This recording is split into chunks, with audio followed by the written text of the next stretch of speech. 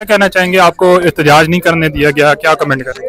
देखिए, असल में तो एहतजाज इसलिए है कि जो जमहूरियत का कत्ल हुआ है कि एक दिन में अपोजिशन लीडर कौमी असम्बली, अपोजिशन लीडर सेनेट और अहम तरीन मेंबरान को जिनको अवाम ने वोट दे के यहाँ पे भेजा है, उनको आपने 10-10 साल की सजाएं दे दी हैं। ऐसा तो किसी, आप देखें ना, ज़िया साहब की और मुशर्रफ साहब की अमीरियत में भी कभी ऐसा नहीं हुआ।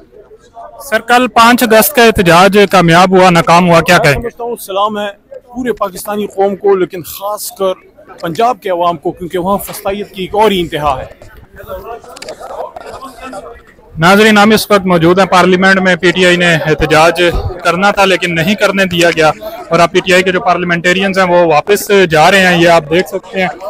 तो यहाँ पर और भी लोगों से हम बातचीत करते हैं। आप नहीं समझते आपकी पार्टी तो अभी तौर पे मफलूज हो चुकी है और आप अभी तक चेयरमैन का ओहदे पे बैठे? देखिए, नहीं, पार्टी हमारी मफलूज नहीं होती, ये अवाम में है। और अवाम में अगर मफलूज होती, जो खान साहब अरेस्ट हो गए, वो सारे लोग लीडरशिप अंडरग्राउंड थी, उस वक्त मफलूज हो चुकी होती। या 8 फरवरी की जब इलेक्शन हो रहे थे और कोई भी निशान वगैरह नहीं था, लोगों ने हमारे निशानात कैसे ढूंढे?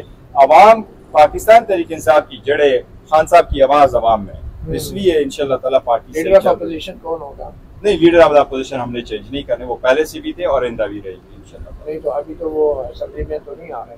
नहीं, देखिए, वो जब तक है तो इंशाल्लाह ताला उमर अयूब खान साहब रहेंगे, शिबली साहब रहेंगे, बचर साहब होंगे। हमारा कोई इरादा नहीं है कि न इससे कोई कॉन्स्टिट्यूशनल रिक्वायरमेंट है कि हम उनको सब्सटीट्यूट करें, उनकी जगह किसी और को। थैंक यू, बहुत शुक्रिया।